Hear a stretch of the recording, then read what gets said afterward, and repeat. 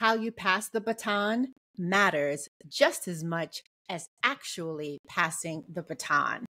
Hello, hello, hello, and welcome to More Than Money, a podcast where we have nuanced conversations about money, business, and life, where we take the time to explore the human side of money, because success with money is never just about the numbers.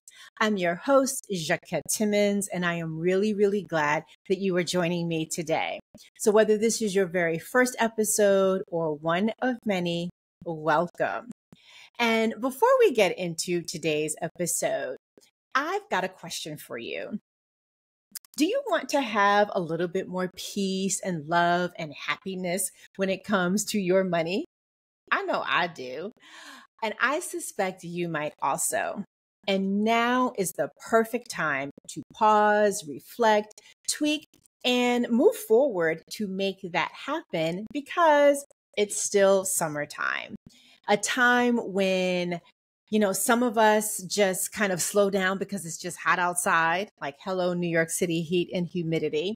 Others because you just need a break from the hustle and the bustle. And whether you are taking a well-deserved vacation or enjoying the longer daylight hours during a staycation, or maybe it's even a natural time when your business and life, naturally slow down. My point is this. Summer is an ideal time to take a step back and gain a fresh perspective on your financial goals and the progress that you've made and the progress that still needs to be made. And while this episode will go live in August, it still leaves us with a little bit of time to celebrate your financial journey thus far, check in on your goals, check in on your current financial status, and determine what needs to be tweaked so that you can end the year strong. Because the season of summer doesn't end until mid-September. So let's use the spirit of peace, love, and happiness to create more abundance, more joy, and more financial freedom and success in your life, in your business, in your profession, and with your money. Let's do this together, and I'm calling this the Summer of Love Financial Edition. It's a 90-minute financial checkup and clarity experience, and I've opened my calendar for just 10 spots. So grab yours now. And if you're interested, send me a DM on Instagram and we will get you the link to get things going. And when you send me the DM on Instagram, just simply say Summer of Love so that we know that that's what you're interested in. Okay? Cool. Now let's get into today's show. For me, Sunday, July 21st, 2024, started as most of my Sundays do. I watched CBS Sunday Morning. I went for a late morning walk, a 5-mile one afterward. And that's what I usually do. And that was followed by brunch al fresco. And I'm giving you all of these details because I wasn't checking my phone during my walk or during brunch. And so I was completely unaware of the breaking news unfolding in real time. Until I came back into the house and I turned on the television and I wondered, why does that, red thing that says special report or breaking news, why is that on my screen? And that is the moment that particular Sunday became an historically significant one. And that is because that is when I heard, for me anyway, the shocking news that President Joseph R. Biden was suspending his 2024 presidential campaign race. I was devastated. I was not in the camp that Biden should step aside because I believe his administration has had some major accomplishments as they worked to address a wide range of issues from the economy and economic growth to healthcare, climate change to social justice, and strengthening our relationships with allies throughout the world. And plus, I still thought that he had the greatest chance of beating the other presidential candidate. And also, I just think he's a good man, in my opinion. His empathy and his compassion, his efforts to work across the aisle, and his steadfast kindness, and just those are just qualities that I absolutely admire. And as I reflected on that week's surprising turn of political developments, both on that day and then the immediate days to follow, I was actually struck by the number of lessons that you and I can take away from that momentous moment in American history. Lesson number one, we all make tough decisions. Before President Biden could make the tough decision to suspend his campaign, he had to reflect on his values, his goals, and motivations, both personally and politically. He also had to gather information from various trusted parties and sources in order to stress test what he wanted to do versus what is believed to be the best next move to take. And he had to do a risk assessment, looking at both sides of the risk equation, right? What could be lost by staying in the race? And also, what's the opportunity cost of stepping aside relative to, or I should say, what could be lost by staying in the race or stepping aside relative to what's the opportunity cost of the same two options? He also had to do an emotional check-in to ensure that he was truly listening to his inner voice and not just the outsiders, who included the supportive voices of those who wanted him to stay the course, along with the voices and the concerns of those who did not. And then once he made the decision, he had to communicate it first to his inner circle and then to the world.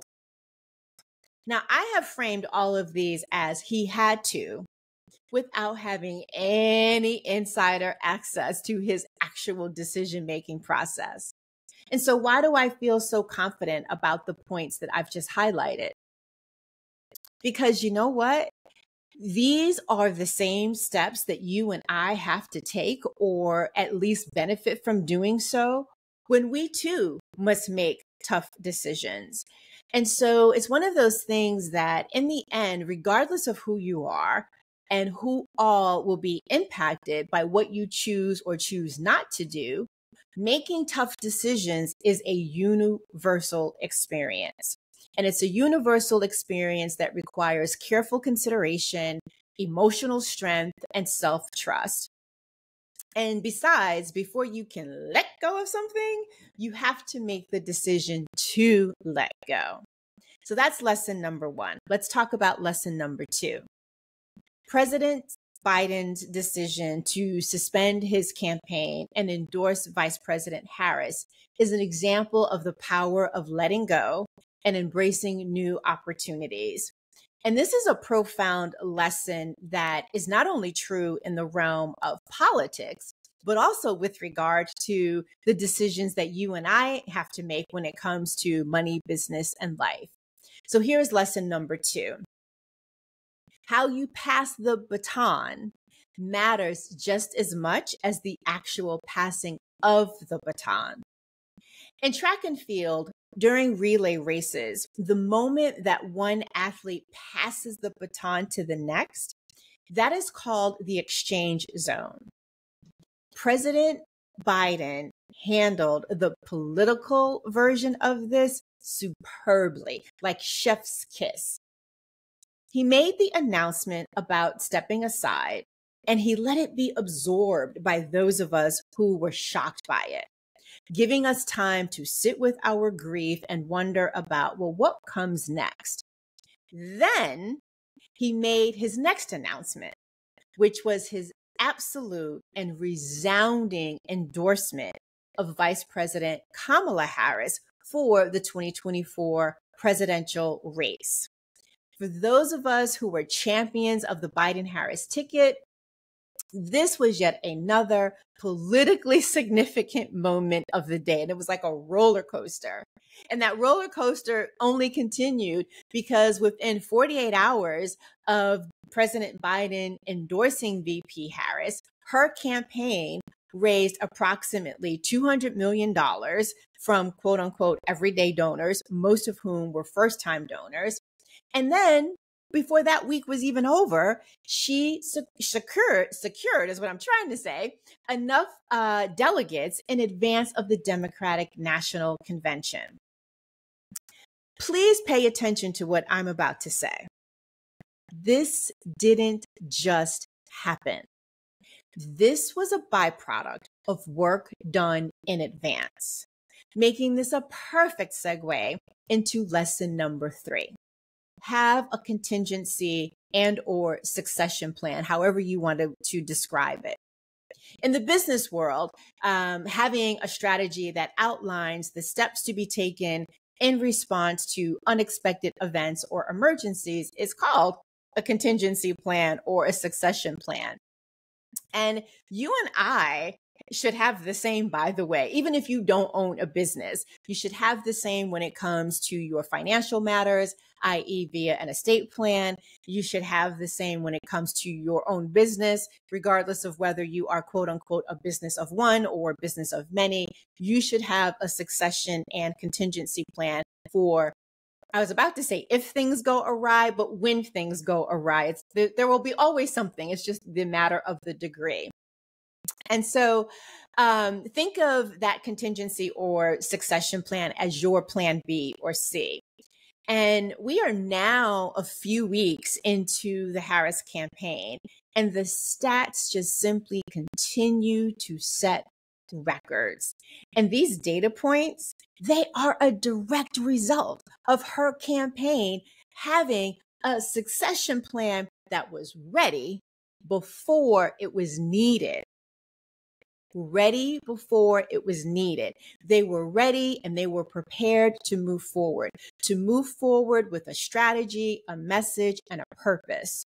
One that certainly honors the goals and values and the policies of the Biden-Harris administration, but that also reflects what will be new now that her vision, her goals, and her voice are taking center stage.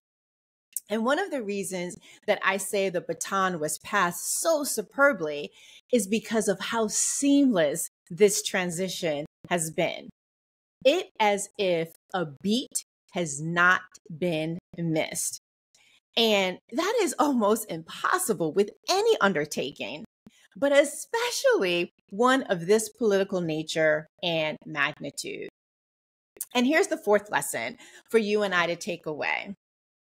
Sometimes letting go of what was is the best decision that you can make, even if it doesn't feel great at the moment. It doesn't feel great for you, and it might not feel great for those around you.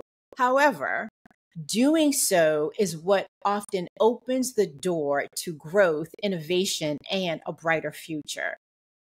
President Biden passing the baton to Vice President Harris the way that he did, coupled with the way her campaign handled the exchange zone with precision, is a lesson all unto itself.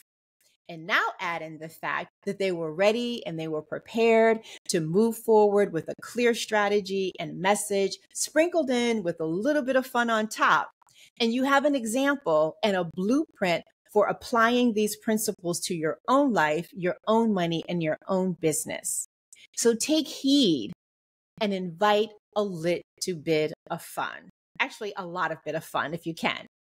Because you too can navigate change with purpose, strategy, and a positive outlook. And I don't mean in a Pollyannish kind of way, but a positive outlook that ultimately leads to you achieving greater success and fulfillment. Even when it is the case that you won't know the ultimate outcome of making that tough decision and the results of that for days, for weeks, or months, or heck, even years from when you actually make that tough decision. Well, that is it for today, folks. As always, I so appreciate that you are listening. So thank you for doing that. And if you are watching on YouTube, thank you for doing that as well.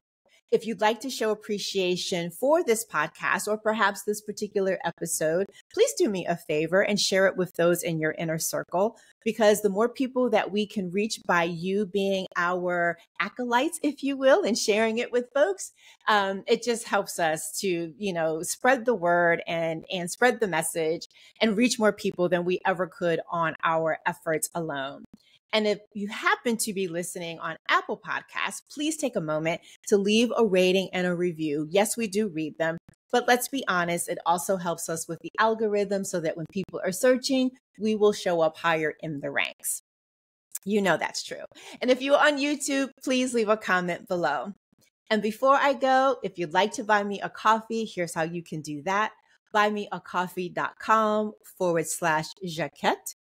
buymeacoffee.com/Jaquette. And don't forget about the Summer of Love Financial Edition. If it's something that you're interested in exploring, send me a DM on Instagram, write Summer of Love, and we'll get you squared away with the next steps. I will be back with another episode, and I hope that you will too. Until then, remember, it's about more than money.